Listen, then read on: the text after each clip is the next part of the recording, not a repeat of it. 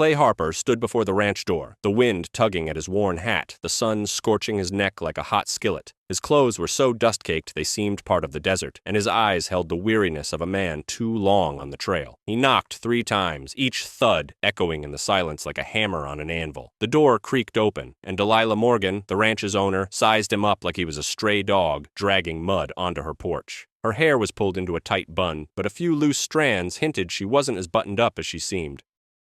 Looking for work?" she asked, arms crossed, her voice sharp as snapping dry twigs. "I cook as good as I cuss," Clay replied, tipping his head so the hat's shadow hid his smirk. "Honest, I don't steal silver. Doesn't match my eyes." Delilah squinted, scanning him head to toe, as if weighing whether he was worth a bowl of stew. She'd gone through 3 cooks in the past year. One ran off with her best pot, another burned the kitchen, and the third just vanished, leaving behind only the stench of cheap whiskey. Clay looked like he'd been dragged behind a horse for a week, but there was something solid in his voice, like steel. Delilah figured it couldn't get worse and stepped back, opening the door wider. Come in," she muttered. "Burn my kitchen and I'll boil you in a pot myself." Clay stepped inside, his boots creaking on the wooden floor, tossing over his shoulder. "If I burn the kitchen, ma'am, I'll eat myself. Salt and pepper on the side." Delilah rolled her eyes, but the corner of her mouth twitched, betraying a hint of a smile. She didn't want to admit it, but this ragged stranger was already different from the others who'd knocked. Something in his gaze, not just exhaustion, but a shadow of old pain, hinted he was more than a drifter. The ranch was her fortress, but loneliness was starting to chew at the walls. Clay, without knowing it, brought a wind of change, and it smelled of more than just dust. Delilah's kitchen smelled of old wood and rancid oil, but Clay Harper worked the stove like he was born with a skillet in hand. He moved fast but steady, chopping onions like they owed him money. The meat sizzled, and a thick, summery aroma drifted through the ranch, making even the old porch cat lift its head. Delilah stood in the doorway, arms crossed, watching this drifter turn her sorry kitchen into something alive. She wanted to toss a sharp remark, but her stomach growled loud enough to sell her out. Clay glanced over his shoulder. "If silence is gold, ma'am, we'll own this town by morning." Delilah snorted, but her lips twitched, and for the first time in 3 years, she caught herself almost smiling. She sat at the table, still acting like he was just hired help, not the man who'd made her kitchen smell like home. Clay set a plate of seared meat and potatoes in front of her, seasoned with something she couldn't place, but damn well enjoyed. "Where'd you learn to cook like this?" she asked, careful not to sound impressed. "On the trail," Clay said, sitting across from her. "When all you've got is beans and a campfire, you figure it out or starve." He said it so matter-of-fact that Delilah nearly choked. She looked at him closer, noticing scars on his hands that didn't look like they came from kitchen knives. The meal passed in quiet, broken only by the scrape of forks and a distant coyote's howl. Delilah ate slowly, as if testing for poison, but each bite was better than the last. Clay didn't boast or fish for praise, just ate, staring out the window where the sunset painted the sky like rust. Something about that quiet, that meal, made Delilah feel less alone, though she'd sooner bite her tongue than admit it. When the plates were empty, Clay stood to clear the table, but Delilah waved him off. Leave it. I'm not the type who waits for a man to wash her dishes. And I'm not the type to leave a mess," he shot back, already rolling up his sleeves. "Besides, ma'am, your plates are cleaner than my conscience." She rolled her eyes but didn't argue. For the first time in years, the ranch didn't feel so empty, and that smell of seared meat, like this strange cowboy, lingered in her thoughts longer than she'd expected. The sun had long set, and the ranch was wrapped in silence, broken only by the crackle of logs in the fireplace. Delilah sat at the table, staring at her empty plate like it might tell her what to do with this strange cowboy. Clay lounged in his chair, cleaning his nails with an old knife, his movements lazy but his eyes sharp as the blade. He wasn't in a hurry to talk, and that irritated Delilah more than she cared to admit. She cleared her throat, deciding the silence was too heavy to bear.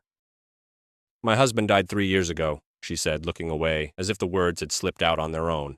"Fever. Stubborn as a mule, but weak as wet paper." Clay looked up, but kept working the knife. "My brother died too," he said, his voice flat as a desert road. "Not fever, a bullet. Still don't know what for." Delilah waited for more, but Clay went quiet, like he'd laid out all he meant to. She wasn't used to talks like this. No tears, no whining, just facts dropped like stones in the dust. She leaned back, her fingers tapping the table. "Well, at least it ain't boring," she said, trying to lighten the air. "Living then, just to spite the whole damn mess." Clay chuckled, a short sound like a whip snap. Spiting the universe, ma'am. That I can do. They fell silent, but the quiet was different now. Not empty, but like a taut rope tying their losses together. Delilah noticed how Clay gripped the knife a bit too tight, how his eyes flicked over her face like he was searching for something he hadn't seen before. She didn't know what, but it made her feel exposed, like he saw her loneliness clearer than she did. You always this chatty? She asked, raising an eyebrow to take back control. Only when the food's good, Clay said, pocketing the knife. You always this welcoming, ma'am, or did I just catch you on a good day?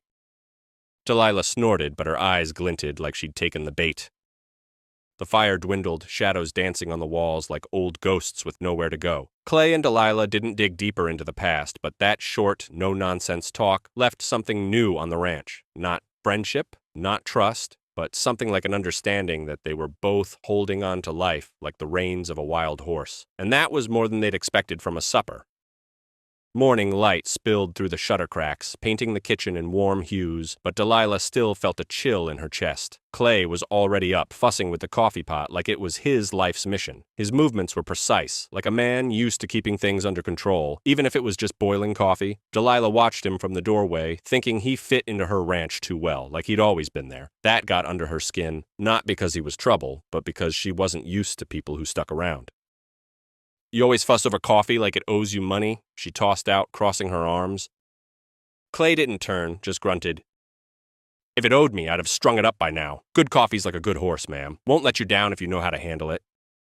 Delilah rolled her eyes, but couldn't hide a slight smile. Clay moved on from the kitchen to bigger tasks, fixing the fence that leaned worse than a drunk cowboy after 3 bottles. His hammer pounded steady, and even the horses in the corral raised their heads like they approved. Delilah, checking the stalls, stole glances at him, trying to figure out what kind of man this Clay was. He worked without questions, but every move hinted at a story he wasn't ready to tell.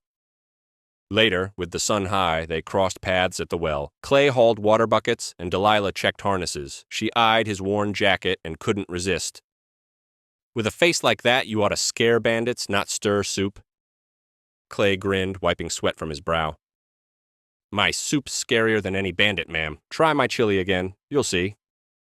They both laughed, but it faded fast, like they knew moments like this were rare. Delilah caught how Clay scanned the horizon, like he expected trouble to ride in any second. She didn't ask what he was looking for, but her own eyes followed his. The ranch was her home, but with Clay around, it was turning into something more, a place where words and glances tested each other's grit. Their jabs were like a card game, each waiting for the other to show their hand.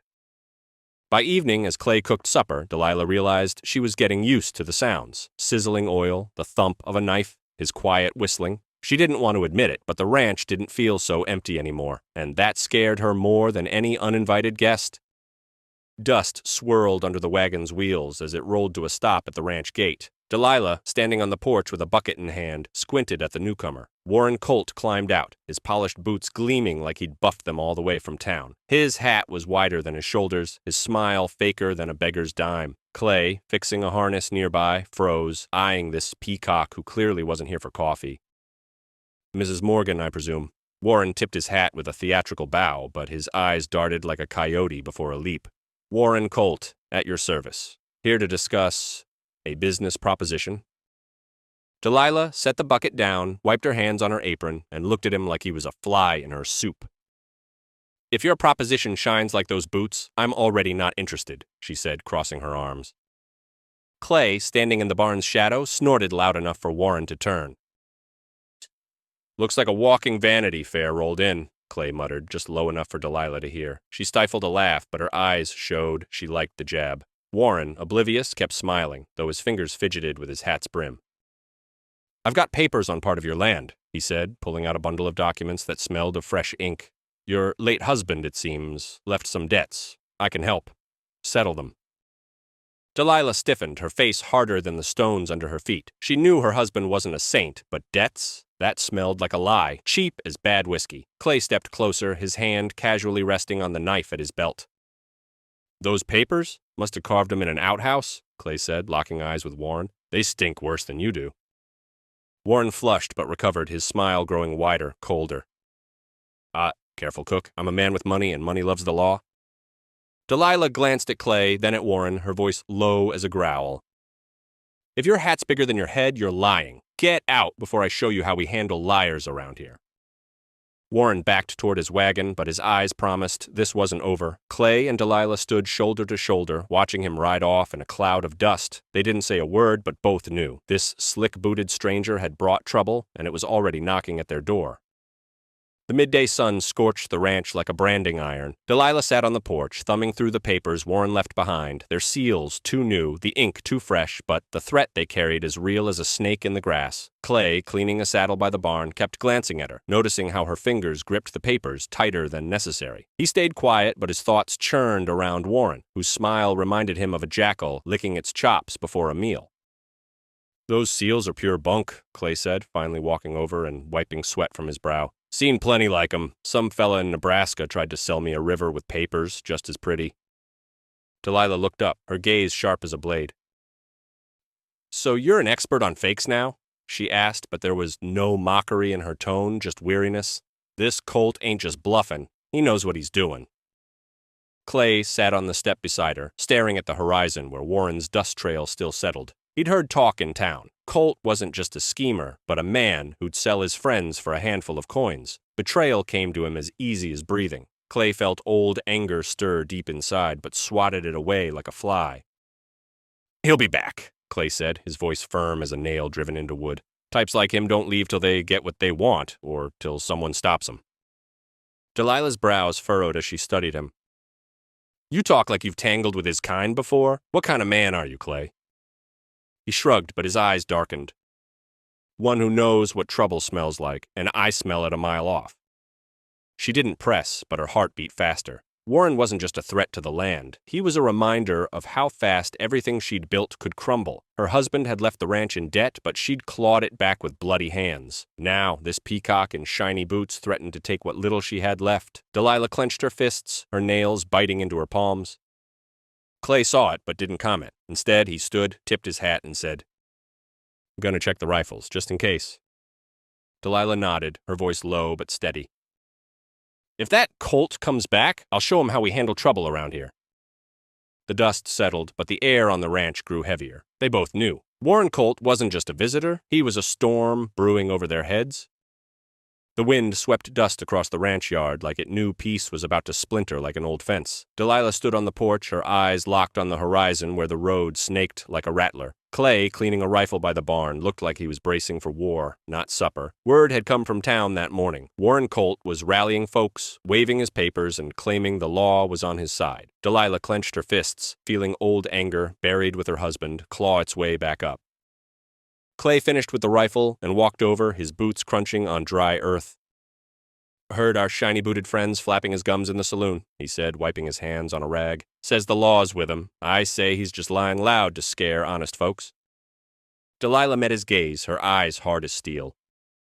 "If he wants trouble, I'll give him plenty," she replied. "My husband left me this ranch, and I ain't handing it over to some slick with fake papers." Clay nodded, but his eyes narrowed like he saw more than he let on. He knew men like Warren. They didn't stop until they got everything or lost their teeth. His own past, dark as a moonless night, taught him deals like this always ended in blood. He didn't tell Delilah, but he felt the fight coming closer.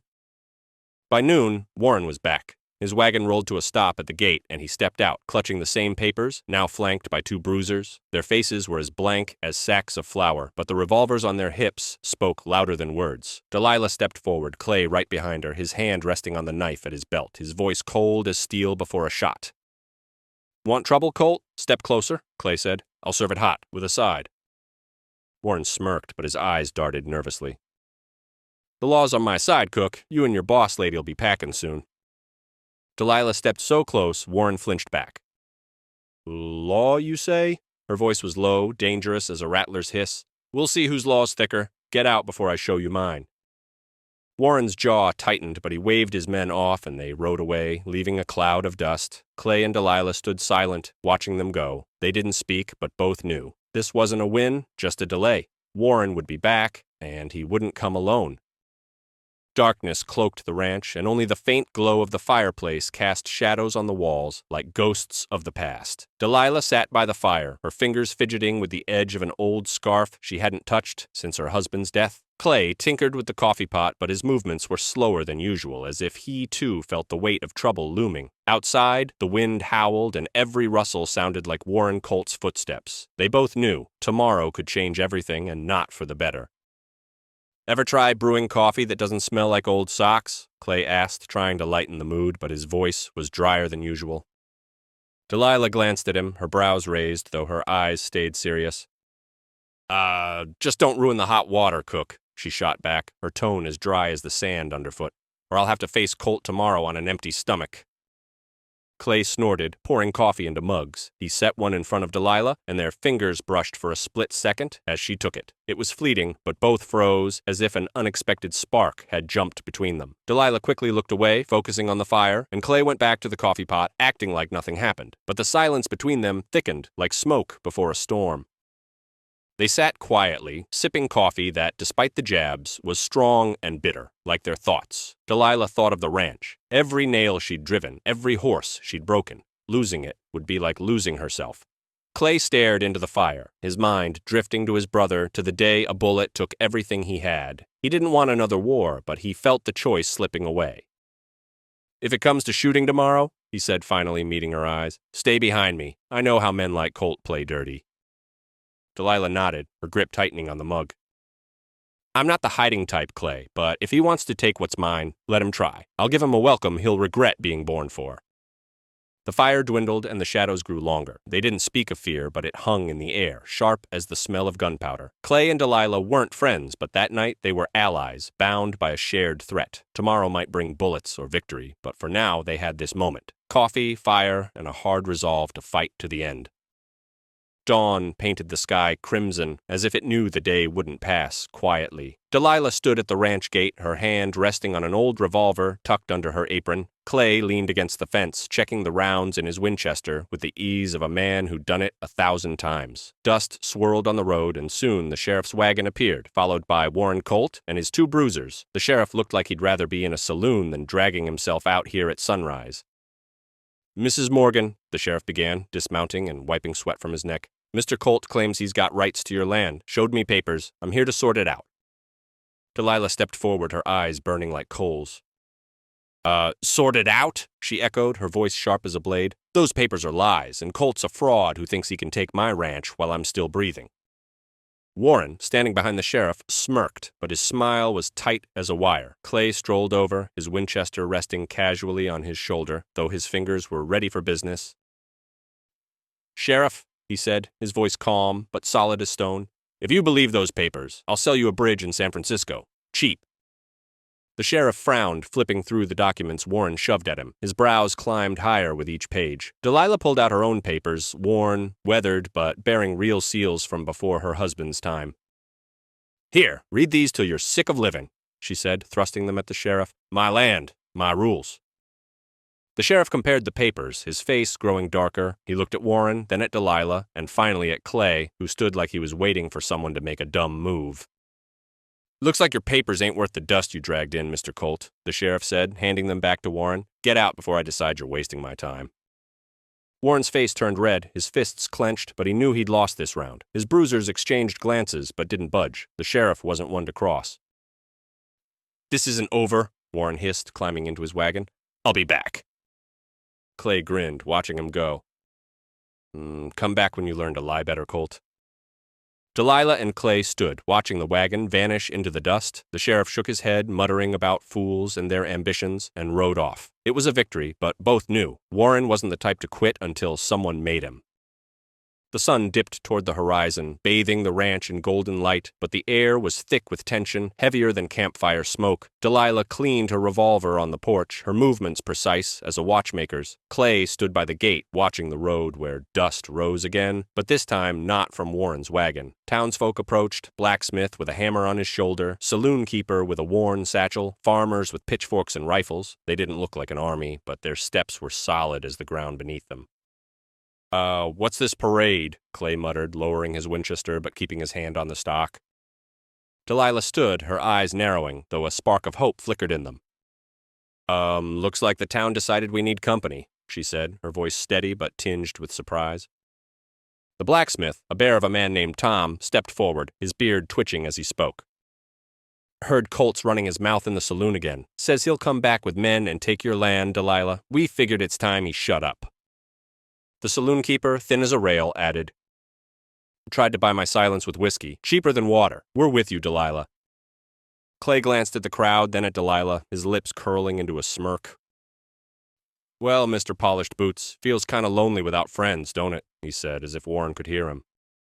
Soon, Warren rolled up with 3 new bruisers and a lawyer in a suit that looked lifted off a scarecrow. Warren stepped forward, his smile slick as grease on a skillet.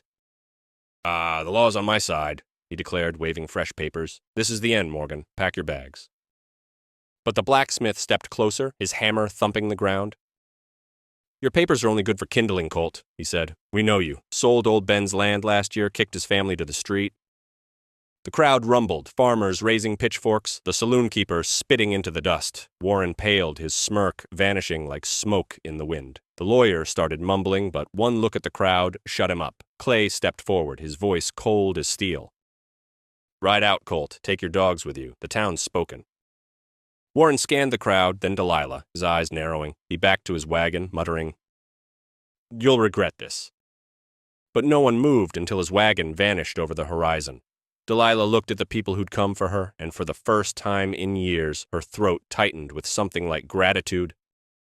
The morning air was crisp, but still carried the dust of yesterday's clash. Delilah stood on the porch, watching Warren Colt, jaw clenched, load his belongings into his wagon. His polished boots were caked with mud, like his plans. Clay leaned against a post, peeling an apple with his knife, his gaze calm but sharp as a hawk's. The townsfolk had left yesterday, but not before dropping off gifts. A loaf of bread from the baker, a cut of cloth from the seamstress, a bar of soap from the widow who ran the store. Those small tokens warmed Delilah more than she'd expected. Hey, come on, Colt, ride out pretty, Clay muttered, not looking up from his apple. Don't forget to shine those boots for your next scheme. Warren shot him a venomous glance but said nothing. His bruisers, stripped of yesterday's bravado, silently hauled trunks. Delilah stepped closer to the gate, arms crossed, her eyes hard as flint. Come back, Colt, and I'll bury you myself, she said, her voice steady but heavy as a hammer. Don't think the town will take pity on you. Warren paused, his face twisting, but he quickly slapped on his old smile, now more a grimace. You'll hear from me again, he snapped, climbing into the wagon. This ain't over, Morgan. Clay snorted, slicing off a chunk of apple. Over or not, your hat's still bigger than your head, he said, and even the horses snorted like they agreed. Warren's wagon rolled off, kicking up a dust cloud that settled slowly, like his threats. Delilah watched him go, feeling the weight of the past days lift from her shoulders. She turned to the gifts on the porch, her fingers brushing the soft cloth like a memory of better days. The townsfolk hadn't just stood up for her, they'd shown her the ranch was more than her home. It was a home worth fighting for, and they'd fought together. Clay finished his apple and tossed the core aside. Looks like we're town heroes now, he said, grinning. Time I asked for a raise. Delilah scoffed, but her eyes softened. Don't get cocky, Cook. You're still on trial. They both laughed, the sound light as the breeze that carried Warren's dust away. The ranch stood quiet, but now it was the quiet of a home, not loneliness. Delilah knew threats might return, but now she had more than walls. She had people ready to stand by them. Evening settled over the ranch like an old blanket, wrapping everything in a warm half-light. Delilah wiped dishes at the sink, while Clay scrubbed plates, his sleeves rolled up, revealing scars he never explained. The smell of supper, fried chicken and potatoes, still lingered, mixing with a silence that wasn't empty but alive, like the breath of a home. Outside, crickets sang, their hum a music nobody ordered but everyone accepted. Ever think about staying somewhere long? Delilah asked, not looking at him, her voice casual but her fingers tightening on the towel. Clay paused, holding a wet plate, and glanced at her, his brows lifting. Long as in how long? He replied, grinning. If it's longer than it takes my coffee to brew, I might consider it.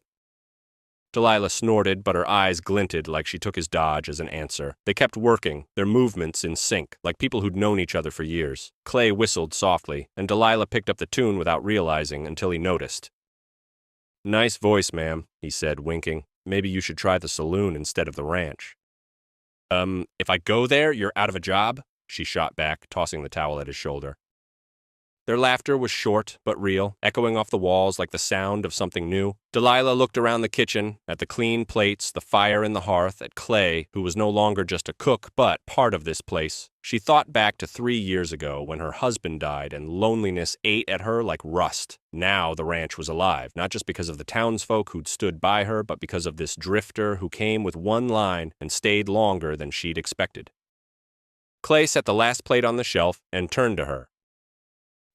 "So, am I your cook forever now?" he asked, his voice light but his eyes carrying a hint of something serious. Delilah looked at him, her lips twitching into a smile. "If you don't burn supper, I might think about it," she said, her tone softer than she meant. They stood in silence, but it wasn't the kind that weighs you down. It was the kind that holds you close. The ranch had become a home, not built by plan, but grown from dust, sweat, and sharp words. Threats might return, but Delilah and Clay knew they'd handle it because now they had more than land. They had a home,